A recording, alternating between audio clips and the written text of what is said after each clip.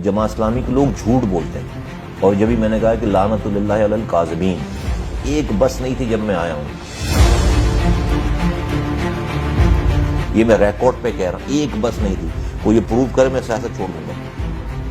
दो बातें, अगर तो इख्तियारात नहीं थे तो 4 साल रहना नहीं चाहिए। अगर एक वक्त में इंसान एक काम कर सकता है ना कि या तो तनकीद कर ले या फिर काम कर ले। फंड से सारी चीज़ें नहीं होती हैं, फंड के साथ साथ कारकर्दगी, ईमानदारी, किरदार, सब चीज़ें होती हैं। मेरे पास मौका था काम करने का, तो मैंने जो है वो तनकीद करने के बजाय अपना काम करके दिखाया। उन चीज़ों को जो कि बनी हुई थी उनको चलाने के इख्तियारात बिल्कुल मौजूद थे। सब्सक्राइब करें और बेल दबाएं ताकि कोई खबर रह न जाए। अस्सलाम वालेकुम, आप देख रहे हैं बोल न्यूज़ और मैं हूँ वक़ार हैदर सैदी। नाज़रीन इकराम, आज का प्रोग्राम इंतहाई ख़ास होने जा रहा है क्योंकि आज के हमारे मेहमान हैं साबिक मेयर कराची, चेयरमैन पाक सरजमीन पार्टी मुस्तफ़ा कमाल साहब। अस्सलाम वालेकुम। जी वालेकुम। कैसे हैं सर आप? ठीक हैं, अल्लाह का शुक्र। सर सबसे पहले तो बहुत शुक्रिया कि आपने बोल न्यूज़ को वक्त इनायत किया। मुस्तफ़ा कमाल साहब, इस बात से हम आगाज़ करते हैं कि आपने कराची को 2100 प्रोजेक्ट्स दिए हैं। मुझे ये बताइएगा कि जो आपने 2100 प्रोजेक्ट्स दिए हैं और जब आपको इन प्रोजेक्ट्स के लिए फ़ंड मिलता था तो क्या आपके दौरे निज़ामत में सारा फ़ंड उसी वक्त दे दिया गया, 20 सालों के लिए कुछ नहीं रखा गया, या फिर अगर अब जो फ़ंड मिल रहा है वो सही जगह लगाया नहीं जा रहा? देखिए, इस वाली बात पे तो बहुत ज़्यादा बात हो चुकी है, और फंड से सारी चीज़ें नहीं होती हैं। फंड के साथ साथ कारकर्दगी, ईमानदारी, किरदार, सब चीज़ें होती हैं।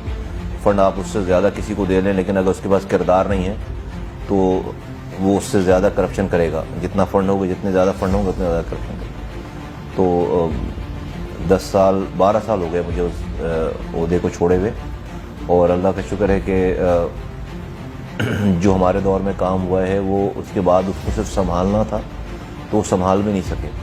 तो fund was not the only issue. Fund ऐसा नहीं कि बहुत फंड था हमारे पास, लेकिन जो है वो किरदार था, मेहनत करते थे, चोरी नहीं करते थे, और सालों के प्रोजेक्ट्स को महीनों में कंप्लीट करते थे, कॉस्ट सेविंग करते थे, दिन और रात काम करते थे।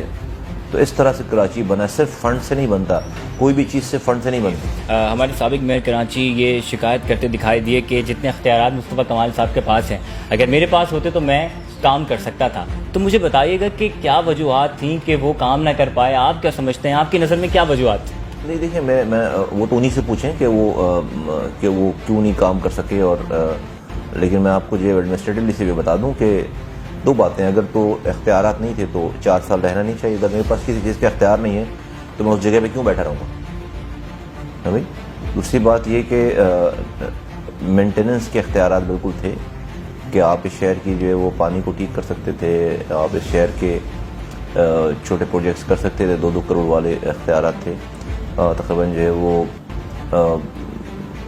38 करोड़ अरब रुपए के करीब तकरीबन जो है पैसे मिले हैं इन 4-4.5 सालों में। और जो उस पैसों से जो काम होना था, जो उसकी मेंटेनेंस होनी थी, वो भी नज़र नहीं आई। उन चीज़ों को जो कि बनी हुई थी उनको चलाने के इख्तियारात बिल्कुल मौजूद थे। और अगर एक लम्हे के लिए अगर ये बात मान ली जाए मनोअन कि भाई इख्तियारात बिल्कुल नहीं थे, तो फिर रहना नहीं चाहिए था उस जगह। अच्छा सर, मुझे अब एक बात बताइएगा कि हमने आपका एक इंटरव्यू देखा जिसमें आप कह रहे थे कि मैंने अपने पूरे 4 साल दौरे निज़ामत में जो आपसे पहले मेयर कराची थे नेमतुल्लाह खान साहब, आपने उनके हवाले से कभी कोई बात नहीं की। सर इसकी क्या वजह थी? बस ठीक है, वो मैटर नहीं करता था मेरे लिए।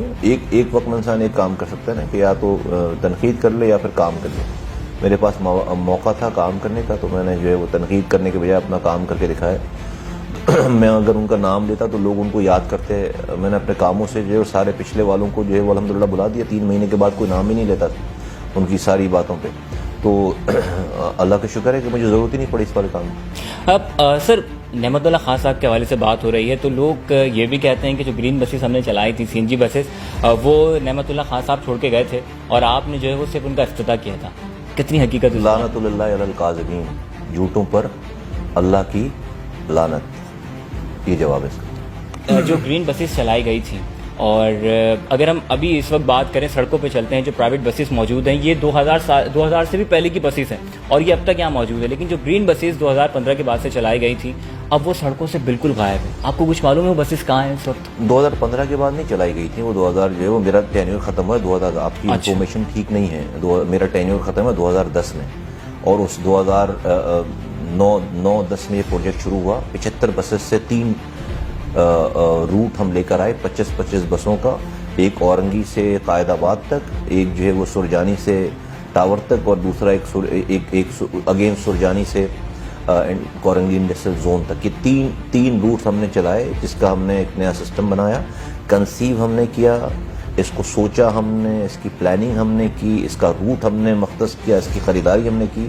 1 روپے پروونشل گورنمنٹ کا نہیں تھا، کوئی پہلے سے کوئی اس کی کنسیو نہیں ہوئی تھی چیزیں، یہ سارا کچھ آخری سال یہ ہم نے کیا، اور اس کو 3 روٹ ہم نے بس ٹرمینل بنائے، اور اس میں ہم نے ایک طریقہ کار یہ رکھا کہ ہم نے اس میں کنڈکٹر جو اندر ہوتا ہے بس ٹکٹ لینے والا نارمل بسوں میں، اس کو ہم نے نہیں رکھا، ہم نے باہر کاؤنٹرز لگائے، اس کو کمپیوٹرائز سسٹم لگایا باہر اسٹاپ پہ، وہاں سے بندہ ٹکٹ لے کر چڑھتا تھا، اور وہ کمپیوٹرائز ٹکٹ لے کر چڑھتا تھا، اندر اس کو کوئی اس کو ڈسٹرب کرنے والا ہے۔ جب ہم نے بسوں میں سفر کیا ہے کہ جب بسوں پہ جو ہے وہ رش ہوتا ہے اور کنڈکٹر آپ کے کپڑوں پہ چڑھ کر اور آپ کے پیروں پہ چڑھ کر آپ کو ٹکٹ لے کر ادھر سے ادھر گھوم رہا ہوتا ہے، تو ہم نے ان تمام چیزوں کو ایک ڈیسنسی کو مد نظر رکھتے ہوئے یہ ایک نیا سسٹم انٹروڈیوس کرایا تھا۔ کوئی اس کی کوئی پلاننگ میں 2010 کی بات کروں، آپ نے اس سے پہلے والے سوال میں جو ذکر کیا، وہ جماعت اسلامی کے لوگ جھوٹ بولتے ہیں، اور جب بھی میں نے کہا کہ لعنت اللہ علی الکاذبین، انہوں نے جو گرین بسیں چلائی تھیں وہ میرے آنے سے پہلے وہ روڈ سے اٹھ گئی تھیں، وہ روڈ سے کیوں اٹھ گئی تھیں بتا دوں اس کی ڈیٹیل۔ وہ جو لے کر آئے تھے گرین بسیں 2000 اپنے دور میں، وہ اس لیے اٹھ گئیں کہ وہ اس کے اوپر جو ہے وہ بینکوں کا لون تھا، وہ جو کمپنیز لے کر آئی تھی وہ بینکوں کے لون سے لے کر آئی تھی، گورنمنٹ کو اس کو پے بیک کرنا تھا، انہوں نے افتتاح کر کے چلا دی۔ جب اس کے 1.5 سال تک ڈیفالٹر ہو گئے تو بینکس آئے اور انہوں نے ساری کی ساری بسیں جو ہے وہ ڈیفالٹر، جیسے آپ کی گاڑی لیں اور آپ پیسے نہیں دیں، آپ کی گاڑی اٹھا کے لے جاتے ہیں، وہ ساری بسیں اٹھا کے، وہ بسیں ملتان میں چل رہی ہیں، لاہور میں چل رہی ہیں، ایک بس نہیں تھی جب میں آیا ہوں، یہ میں ریکارڈ پہ کہہ رہا ہوں، ایک بس نہیں تھی۔ کوئی یہ پروو کرے میں سیاست چھوڑ دوں گا۔ سر، انتہائی اہم اور اس پروگرام کا آخری سوال میں آپ کے سامنے رکھنے جا رہا ہوں، اور شاید یہ ہمارے دیکھنے والوں کراچی والوں کا بھی یہی سوال ہوگا کہ سر کراچی کے یوں تو بے شمار مسائل ہیں، پانی کا مسئلہ ہے، سیوریج کا مسئلہ ہے، گیس کا مسئلہ ہے، آپ کیا سمجھتے ہیں کہ اس وقت ان تمام مسائل کے علاوہ کون سا مسئلہ ہے جو سب سے بڑا ہے، اور اگر آپ دوبارہ سے کراچی آپ کا انتخاب کرتا ہے تو آپ نے سب سے پہلے اس مسئلے کا حل نکالنا؟ نہیں، ایک مسئلہ نہیں ہے، کراچی کے 6-7 مسئلے جو ہے وہ سمجھیں اس کو ایک ہی مسئلہ کہتے ہیں، اور ہر چیز ایک دوسرے سے ریلیٹڈ ہے۔ پانی ہے، یقیناً انسان کو پانی تو ہر جاندار کو زندہ رہنے کے لیے چاہیے، پانی ہے، سیوریج کا نظام ہے، روڈ انفراسٹرکچر ہے، اسپتالوں کی دوا ہے، اسکول کی تعلیم ہے، اور یہ گیس اور بجلی والی جو چیز ہے یہ تو سٹی گورنمنٹ کے انڈر میں نہیں آتی، یہ تو جو ڈفرینٹ ادارے ہیں، فیڈرل ادارے ہیں، لیکن اگر آپ کے پاس مینڈیٹ ہو اور آپ یہاں کے اسپوکس پرسن بنے تو آپ شہریوں کی بنا پر ان اداروں سے بات کر سکتے ہیں، جا کر احتجاج کر سکتے ہیں اور اپنی آپ انپٹ، ہم اپنے زمانے میں یہ والا کام کرتے تھے اور آپ کی بات سنی جاتی مانی جاتی تھی۔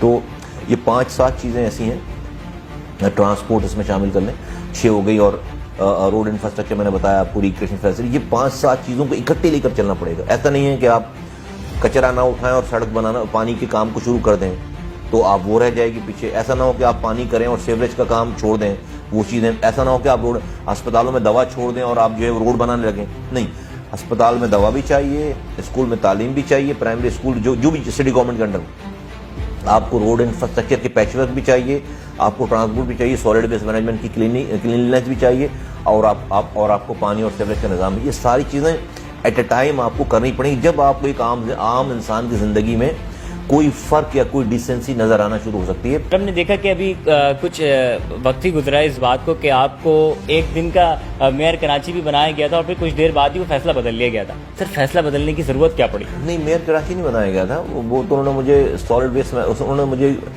گاربیج کا P D project director garbage, میں نے ایک بیان دیا تھا کہ یہ سارا کچرا 3 مہینے میں صاف ہو سکتا ہے، تو انہوں نے اس کو میرا مذاق اڑانے کے لیے انہوں نے مجھے جو ہے میرا پی ڈی گاربیج کا انہوں نے لیٹر نکال دیا، جو کہ میں نے ایکسیپٹ کر لیا، اور میں نے کہا ٹھیک ہے جی، میں وہ سمجھے کہ شاید میں میئر رہ چکا ہوں، میں وزیر رہ چکا ہوں، میں ایم پی رہ چکا ہوں، میں سینیٹر رہ چکا ہوں، ابھی میں ایک پارٹی کا چیئرمین ہوں، تو میرے لیے کوئی جو ہے بڑی تذلیل کی بات ہوگی کہ میں پی ڈی گاربیج بن جاؤں، وہی سمجھے شاید میں بھاگ جاؤں گا، میں منہ چھپاؤں گا۔ تو میں نے جو ہے 2 گھنٹے کے بعد، ان کے آرڈر کے 2 گھنٹے کے بعد میں نے اس کو ایکسیپٹ کر لیا، میں نے کام شروع کر دیا، میں نے کہا بھائی میں ایمرجنسی لگاتا ہوں، جو ہے وہ جن صاحب نے آرڈر نکالا ہے وہ میرے باس ہیں، ان کے میرے نیچے جتنے لوگ ہیں ان کا باس میں ہوں. آؤ کام کرتے ہیں 3 مہینے دن اور رات ایمرجنسی لگا کر. میں نے فائنینس والوں کو بلا لیا کہ بھائی بتاؤ کتنے امپلائی کام کر رہے ہیں, کتنا پیسہ جا رہا ہے, کہاں ہیں امپلائی سارے, پیٹرول کتنا جا رہا ہے گاڑیوں میں, ٹرک میں کتنے ٹرکس ہیں, ساری چیزیں. بس وہ یہ کرنا تھا کہ وہ ڈیفینیٹلی وہ پھر پریشانی شروع ہو گئی. تو اگلے 14 گھنٹوں کے بعد پھر انہوں نے اس آرڈر کو ودرا کیا, اپنی جان چھڑائی.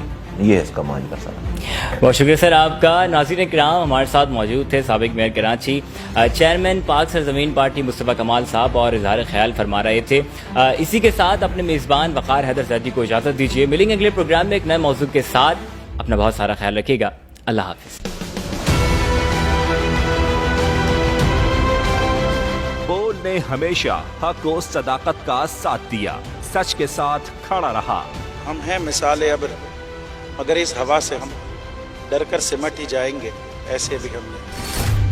بڑی مشکلات, بڑے بڑے چیلنجز, صرف بول کھڑا رہا, بول ڈٹا رہا. ہے اس کی عادت ڈرا رہا ہے, میری فطرت ڈرا نہیں ہوں میں, اور یہ ایمان کی طاقت کی وجہ سے. صحافت پر جب بھی کڑا وقت آیا, صرف بول کھڑا رہا, آواز اٹھاتا رہا حقیقی صحافت کے لیے. انشاءاللہ اللہ بہتر کرے گا, حق باطل پہ غالب آ کے رہے گا. بول کو ہے ضرورت عوام کے دعاؤں کی.